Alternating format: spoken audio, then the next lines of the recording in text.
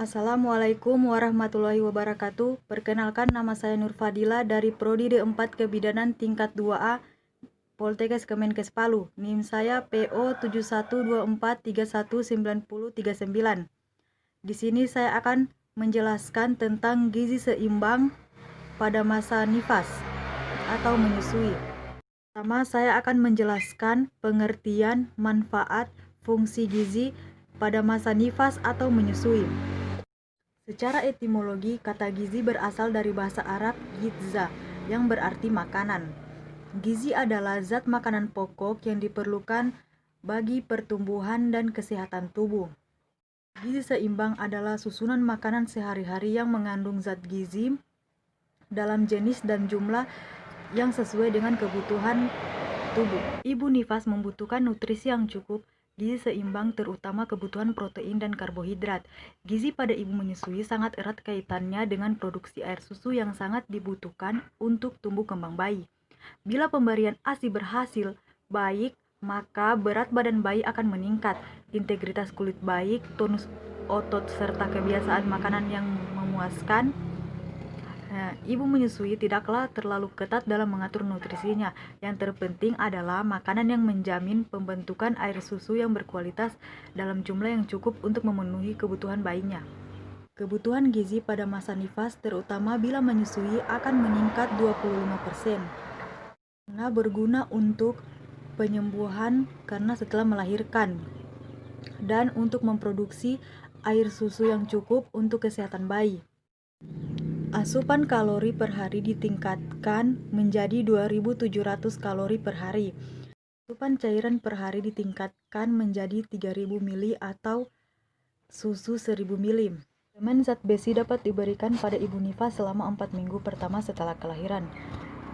Gizi memiliki beberapa fungsi yang berperan dalam kesehatan tubuh makhluk hidup, yaitu yang pertama, memelihara proses tubuh dalam pertumbuhan atau perkembangan serta mengganti jaringan tubuh yang rusak.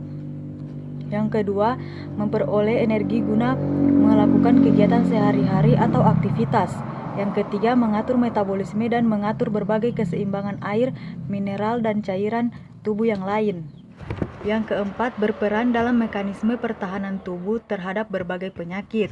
Yang kelima, berguna untuk cadangan dalam tubuh. Yang keenam, berguna untuk proses reproduksi ASI yang akan dikonsumsi bayi untuk pertumbuhan dan perkembangan. Di dalam leaflet ini ada tanda-tanda kekurangan gizi. Pada ibu, berat badan kurang dari normal. Aktivitas ibu menurun, sering merasa pusing, letih atau lesu, dan resiko timbulnya anemia. Pada bayi, berat badan kurang dari normal, tumbuh kembang bayi lambat, sering rewel atau menangis, rambut warna merah kusam. Di sini ada cara mengatasi kekurangan gizi. Yang pertama itu konsultasi ke tenaga kesehatan. Yang kedua, mengkonsumsi makanan yang bergizi. Yang ketiga, pola makan yang teratur. Yang keempat, kesadaran dalam kegiatan gizi buruk. Yang kelima itu mendukung dan melaksanakan program pemerintah tentang cara mengatasi gizi buruk. Di sini ada contoh menu yang seimbang untuk ibu menyusui. Makan pagi contohnya makan nasi, telur, tempe, sayur, dan buah pepaya. Makan siang nasi, ikan, sayur, tahu, dan buah jeruk. Makan malam contohnya nasi, sayur, ikan, dan buah pisang. Di sini ada zat-zat yang dibutuhkan ibu pada masa nifas.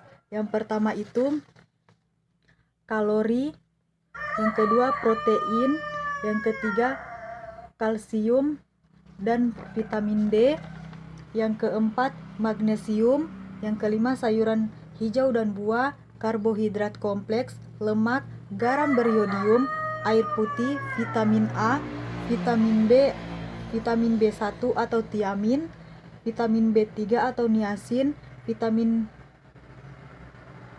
B2 atau riboflavin, vitamin B6 atau piridoksin, dan yang terakhir vitamin B12 atau cyanocobalamin. Yang di sini ada folik acid, vitamin C, vitamin D, vitamin K, dan DHA. Ibu nifas dianjurkan untuk makan dengan diet berimbang, yaitu cukup karbohidrat, protein, lemak, vitamin, dan mineral. Mengkonsumsi makanan tambahan, nutrisi 800 kalori per hari pada 6 bulan pertama. 6 bulan selanjutnya 500 kalori dan tahun kedua 400 kalori. Jadi jumlah kalori tersebut adalah tambahan dari kebutuhan kalori per harinya. Misal pada ibu dengan kebutuhan per hari 1800 kalori, artinya saat nifas pada 6 bulan pertama dibutuhkan 1800 kalori plus tambahan 800 kalori, sehingga kalori yang dibutuhkan sebanyak 2600 kalori. Demikian pula 6 bulan selanjutnya dibutuhkan rata-rata 2300 kalori dan 2 tahun kedua 2200 kalori. Asupan cairan minimal 3 liter per hari.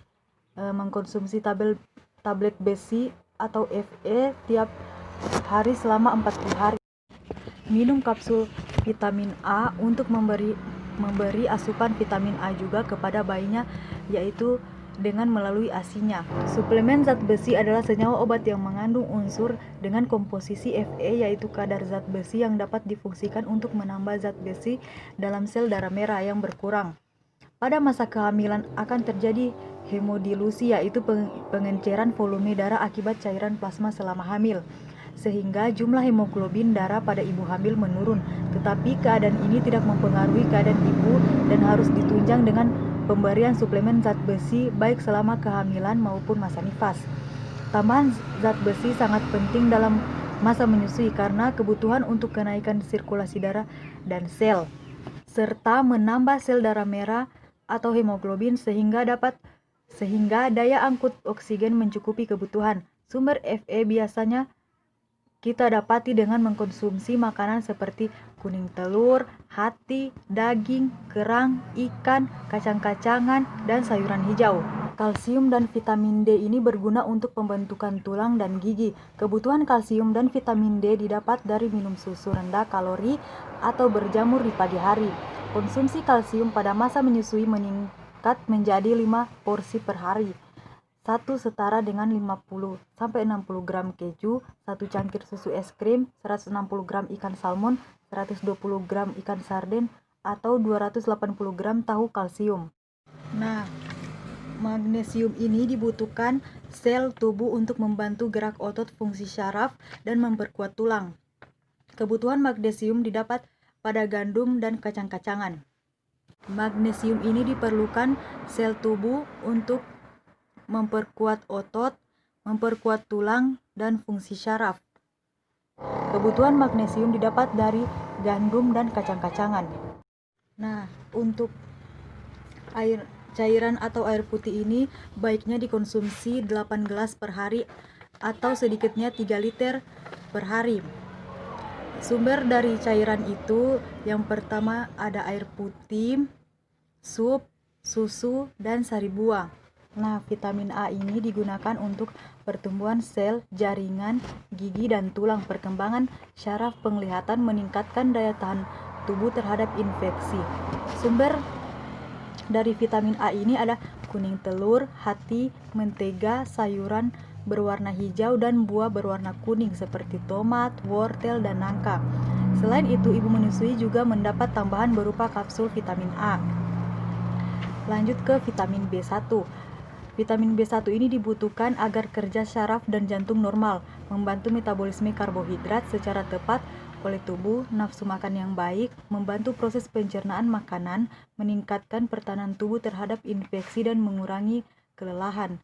Sumbernya hati, kuning telur, susu, kacang-kacangan, tomat, jeruk, nanas, dan kentang bakar. Lanjut ke vitamin B2 atau riboflavin. Vitamin B2 ini dibutuhkan untuk pertumbuhan, vitalitas, nafsu makan, pencernaan, sistem urat syaraf, jaringan kulit, dan mata. Sumbernya itu ada kuning telur, hati, susu, keju, kacang-kacangan, dan sayuran berwarna hijau. Vitamin B3 disebut juga nitosin acid, dibutuhkan dalam proses pencernaan, kesehatan kulit, jaringan syaraf, dan pertumbuhan. Sumbernya itu ada susu, kuning telur, daging, kaldu daging, hati, daging ayam, kacang-kacangan, beras merah, jamur, dan tomat. Lanjut ke vitamin B6. Dibutuhkan untuk pembentukan sel darah merah serta kesehatan gigi dan gusi. Sumbernya gandum, jagung, hati, dan daging. Vitamin B12 ini digunakan untuk pembentukan sel darah merah dan kesehatan jaringan syaraf. Sumber dari vitamin B12 ini ada telur, daging, hati, ikan laut, dan kerang laut. Yang selanjutnya ada folic acid. Vitamin ini digunakan untuk pertumbuhan pembentukan sel darah merah dan produksi inti sel. Sumbernya ada hati, daging, ikan, sayuran hijau, dan jeroan. Yang selanjutnya vitamin C. Vitamin C ini digunakan untuk pembentukan jaringan ikat dan bahan semu jaringan ikat atau untuk penyembuhan luka, pertumbuhan tulang, gigi, dan gusi, daya tahan terhadap infeksi, serta memberikan kekuatan pada pembuluh darah. Sumbernya itu ada jeruk, tomat, melon, brokoli, jambu biji, mangga, pepaya, dan sayuran. Jadi, di sini ada tabel perbandingan angka kecukupan energi dan zat wanita dewasa dan tambahannya untuk ibu hamil dan menyusui. Yang pertama itu energi. Untuk wanita dewasa 2.200, untuk ibu hamil 285, untuk ibu menyusui 0 sampai 6 bulan 700, dari 7 sampai 12 bulan 500 kalori, dan seterusnya. Di sini ada tabel. Dan selanjutnya ada contoh menu ibu menyusui. Yang pertama itu jenis makanannya nasi, ikan, tempe, sayuran, buah, gula, susu, dan air. Usia bayi 0 sampai 6 bulan. Menunya itu nasi 5 piring, ikan 3 potong, tempe 5 potong, sayuran 3 mangkuk, buah 2 potong, gula 5 sendok, susu 1 gelas, air 8 gelas. Dan untuk usia bayi lebih dari 6 bulan, nasi 4 piring, ikan 2 potong, tempe 4 potong, sayuran 3 mangkuk, buah 2 potong, gula 5 sendok, susu 1 gelas, air 8 gelas. Itulah contoh menu untuk ibu menyusui. Adalah contoh pengolahan makanan yang sehat. Yang pertama, pilihlah makanan sayuran, buah-buahan, daging atau ikan yang segar. Yang kedua, cuci tangan sebelum dan sesudah mengolah makanan. Yang ketiga, cuci bersih makanan lalu potong-potong. Yang keempat, masak makanan sampai matang. Yang kelima, hindari pemakaian zat pewarna dan pengawet. Yang keenam, jangan memakai minyak yang sudah berkali-kali dipakai. Yang ketujuh, perhatikan zat-zat gizi yang ada pada makanan.